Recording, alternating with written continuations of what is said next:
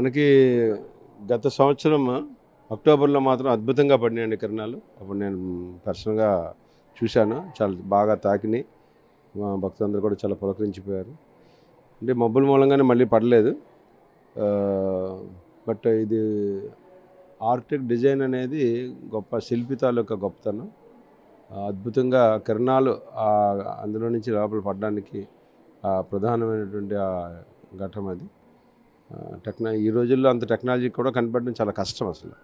ఆ రోజుల్లో పూర్వకాలం గొప్ప అద్భుతమైన టెక్నాలజీని ఉపయోగించి ఈ గోపురాన్ని నిర్మించారు.